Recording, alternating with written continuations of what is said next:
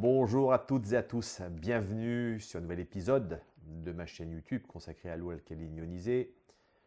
Aujourd'hui, sujet sur les micronutriments et le rôle fondamental d'une eau hydrogénée, on va le voir, sujet passionnant. Alors je vous le rappelle, le disclaimer apparaît ici à l'écran. Cette chaîne YouTube ne fait aucune allégation médicale. Je produis 2 capsules par semaine, une le mercredi, une le dimanche. Et vous pouvez également interagir avec moi via le visuel de ma chaîne YouTube qui apparaît ici à l'écran. Et n'oubliez pas de mettre un pouce pour pousser cette vidéo dans les algorithmes de chez YouTube. Parlons d'un sujet qui est les micronutriments. Aujourd'hui, vous le savez, on parle beaucoup de micronutrition. On nous parle de l'importance d'aujourd'hui reprendre notre pouvoir, notamment sur le fait de pouvoir manger davantage de fruits et légumes qui contiennent évidemment des minéraux et des nutriments. Mais malheureusement à cela, on fait face aujourd'hui à malheureusement un appauvrissement de ces micronutriments. Il y a 100 ans, il faut savoir que les aliments contenaient jusqu'à 80% de vitamines et de minéraux en plus qu'aujourd'hui, ce qui est considérable. Alors bien évidemment, c'est dû à la monoculture, les engrais artificiels, les pesticides, donc qui ont pour effet de facto d'avoir des sols appauvris. On pourrait y ajouter à cela le fait qu'on ne privilégie pas assez les circuits courts, c'est-à-dire le fait d'aller chez directement un paysan prendre vos fruits et légumes. Donc très souvent, qu'est-ce qui se passe? Eh bien, nous subissons le transport, le stockage, la transformation qui tout de suite va de facto entraîner une perte de vitamines, notamment celles qui sont très sensibles. Je pense à la lumière, à la température, la vitamine C, la vitamine B qu'on trouve dans certains fruits et légumes. Et il faut savoir qu'également, on a la même problématique avec les aliments bio, sachant qu'aujourd'hui, effectivement, dans certains circuits bio qui ne sont pas forcément très vertueux en termes de transport, on va retrouver la même problématique.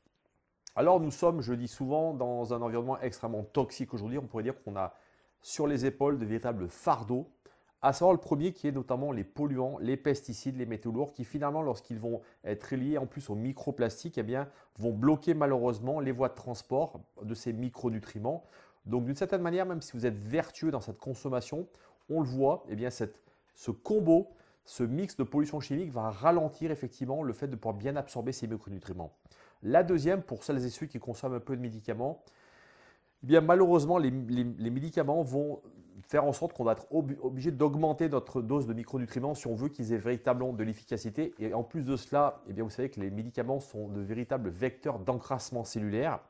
Et un autre aspect du monde moderne, vous savez, dont je parle souvent sur cette chaîne, qui est le stress, donc qui est le stress oxydatif, donc qui crée cette inflammation chronique, et bien aujourd'hui, nous oblige à consommer davantage d'antioxydants si on veut véritablement qu'ils aient une action efficace dans notre corps. Alors en conclusion, sur cette introduction des micronutriments, ce qu'on voit tout de suite, c'est qu'aujourd'hui, au-delà bien évidemment de la qualité de ces micronutriments, eh bien les facteurs aujourd'hui environnementaux, la pollution atmosphérique, la pollution, le stress que nous subissons, l'eau que nous buvons, le plastique que nous consommons, bien malheureusement, vont venir finalement empêcher une bonne assimilation de ces micronutriments. On fait des études, le bio aujourd'hui n'est pas forcément beaucoup plus vertueux en termes de micronutriments. Il l'est surtout plus peut-être en termes de qualité, en termes de fraîcheur, mais en tout cas sur la partie des micronutriments. Le bio qui pousse lui aussi dans des terres souvent qui ne sont pas forcément optimales, eh bien la solution existe. Et elle existe en partie notamment grâce à l'eau hydrogénée que vous allez pouvoir boire. L'hydrogène moléculaire, il ne remplace pas les nutriments, mais il agit comme un multiplicateur. Véritablement, oui, ça va être quelque chose qui va multiplier, qui va décupler la capacité justement de ces micronutriments.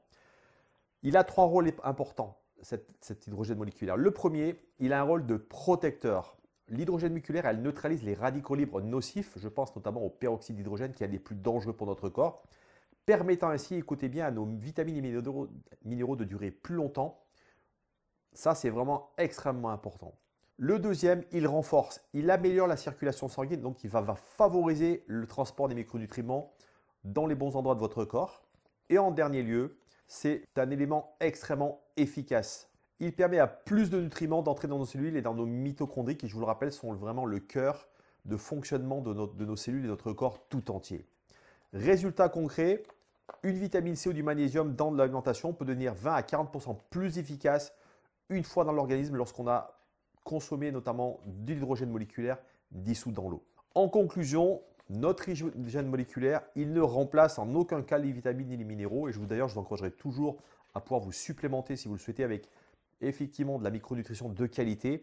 Mais on l'a compris, il est un facteur qui potentialise, qui maximise notamment leur impact sur le plan cellulaire En d'autres termes, il nous permet de nous rapprocher d'une qualité de nutrition que nous n'avons plus aujourd'hui malheureusement. Donc vous le voyez aujourd'hui, eh bien cet hydrogène, c'est véritablement une clé si vous voulez justement pouvoir amener vos micronutriments dans vos cellules et justement pouvoir bénéficier d'un bon niveau de ces micronutriments et avoir un impact intéressant et riche pour votre santé. Alors je vous le rappelle, l'eau alcaline ionisée, c'est 3 propriétés. La première, c'est une eau alcaline qui, comme un bulvare, va tamponner l'excès d'acidité de votre corps et renforcer le niveau de tampon alcalin. La deuxième, c'est une eau antioxydante, anti-âge, anti-rouille, qui à la manière du vernis sur la peinture d'une voiture va empêcher la rouille, la corrosion, la perforation de cette carrosserie et de la même manière ralentir, empêcher la prolifération excessive des radicaux libres à la fois dans vos cellules mais également sur l'apparence de votre peau. En troisième lieu, c'est une eau hexagonale, microstructurée qui grâce à son poids moléculaire va favoriser une meilleure assimilation des minéraux, des micronutriments dans vos cellules, mais surtout permettre un meilleur nettoyage cellulaire qui est une des clés de santé de l'ère moderne où nous subissons une pollution diverse et variée autour de nous très importante. Je vous dis à très bientôt, prenez soin de vous.